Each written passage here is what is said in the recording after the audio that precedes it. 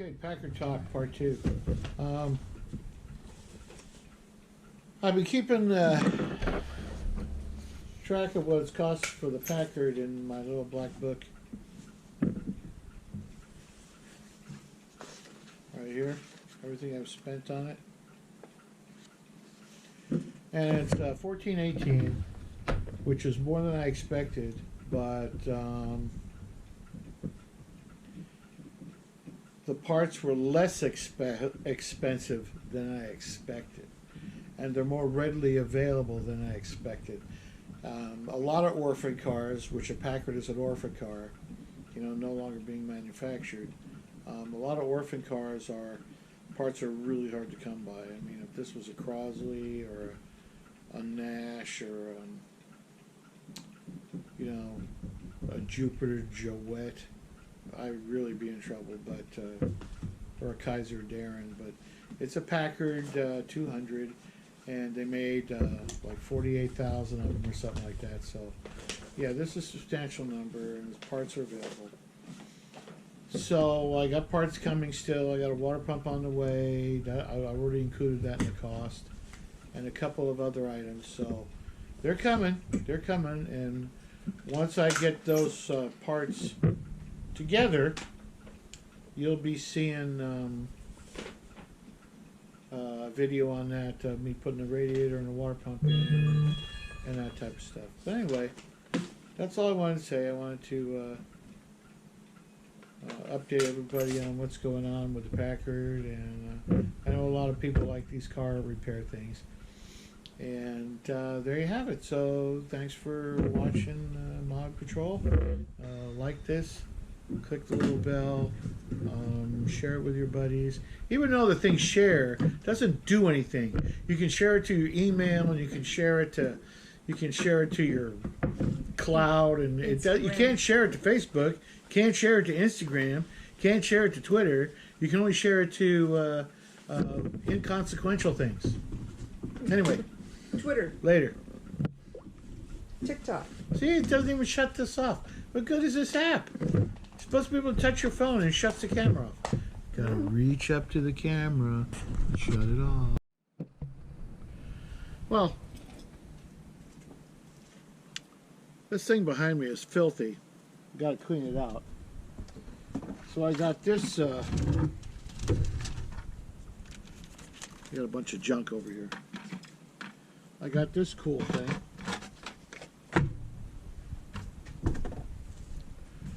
There's a 5-gallon bucket from Lowe's.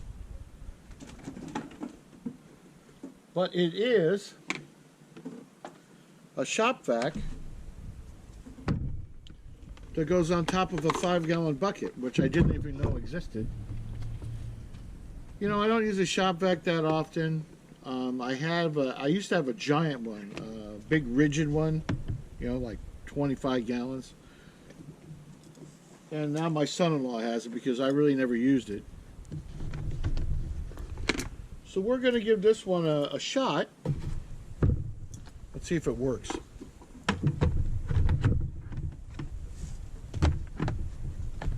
Well, it clips right on that 5-gallon bucket.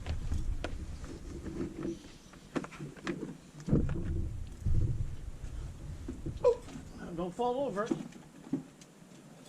And it's got these little cutouts so you can put your accessories on it. I think I'm going to... There we go. Now you got a handle on top. And this is the hose.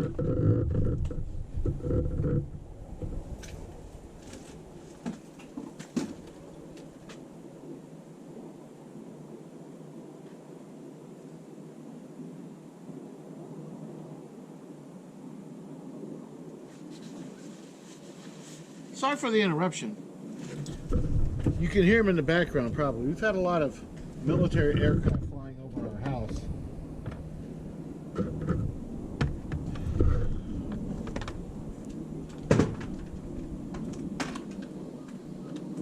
For no apparent reason.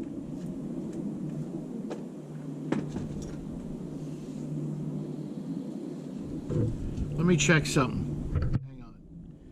I have an app on my phone that will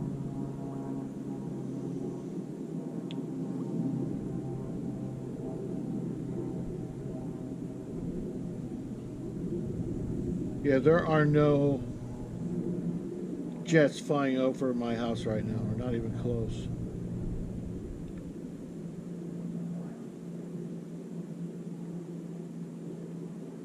There's a small light plane. This thing is heading north. Nothing. So they don't have any transponders on. So, anyway, let's plug this in. See what kind of suction we get.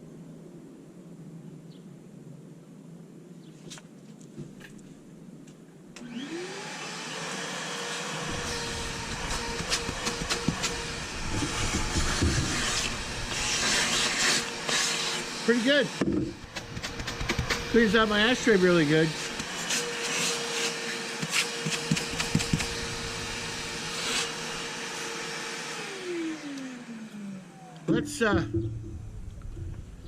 Let's get into the car and we'll see how it does.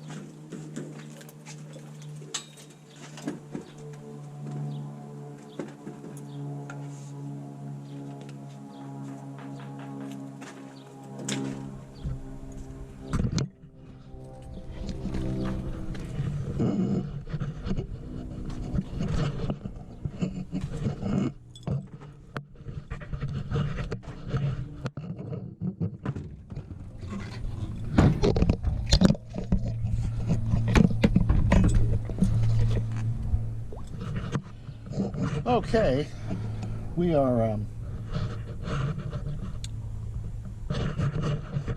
ready to vacuum here.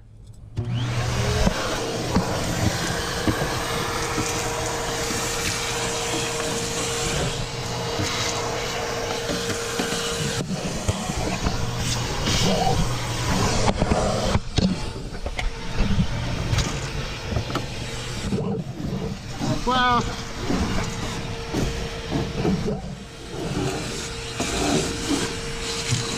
oh, well, I'll get those later.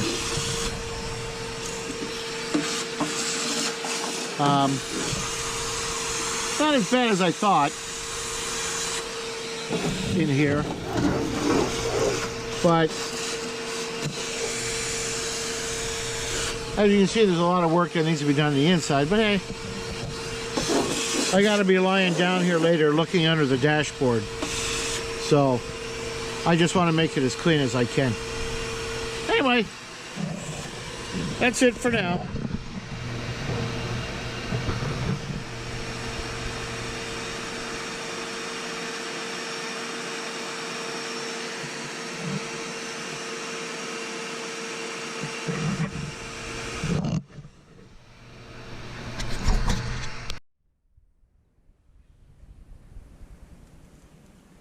We're going to look at the thermostat housing.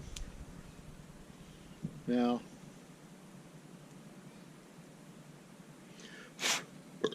pardon me. Now that the neighbor's gardener has started.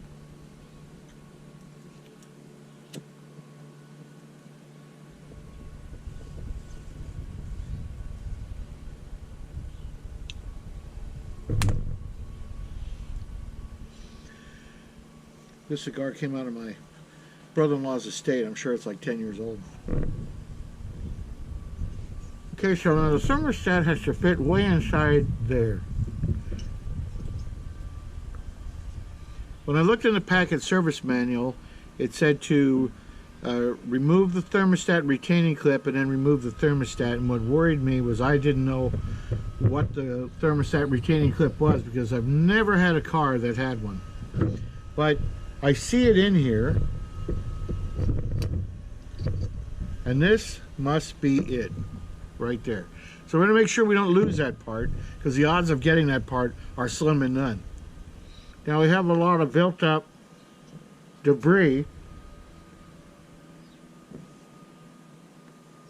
on this thermostat housing, but it doesn't look like it's that hard to get off. No, it's not hard. I mean, it's crusty. I have to make a new gasket for it anyway.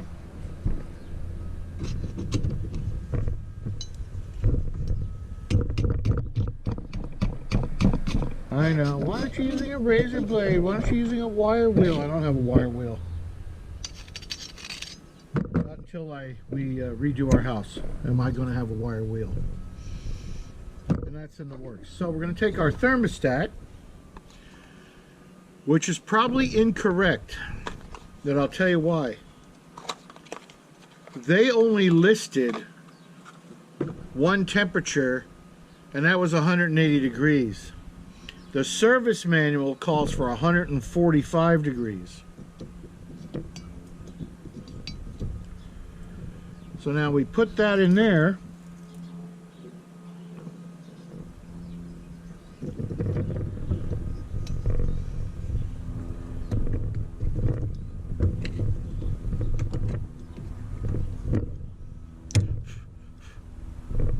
And bingo, it's in.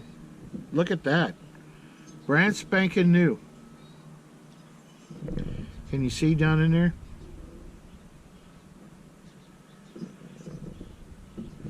I'm a little worried because it is below the temperature threshold. It's above the temperature threshold by 40 degrees. So we shall see. Now, in the thermostat that was originally in here, there was a little tiny hole drilled in here to let air escape. And I'm going to drill that hole.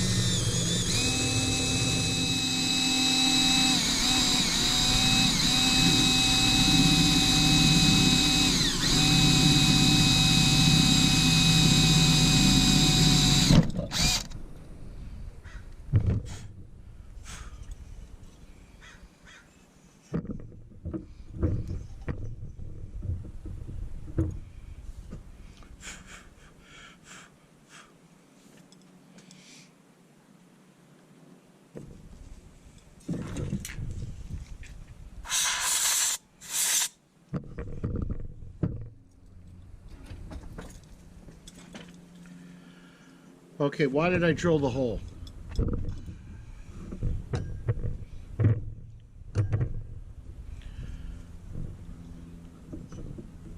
You see the hole?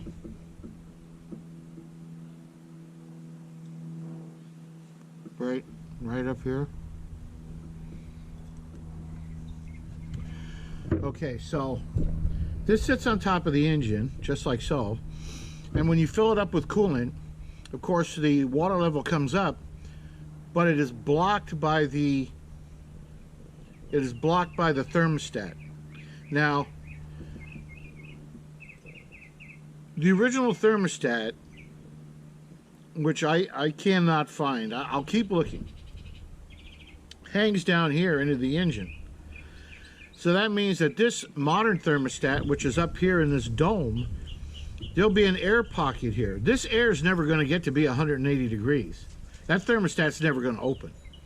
So with this little hole that I've drilled, I can see you, I see you, neener, neener, I see you, I see you. Anyway, this allows the air to come out, displacing the air with water, fills the whole cavity. So when the engine block heats up and reaches 180 degrees, this thermostat's going to open, and it's going to allow water to flow into the radiator and through the pump. Now, in case you guys don't understand how it works, right?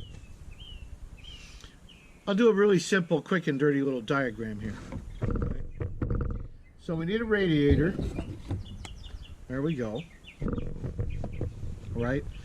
So my hand is the fan.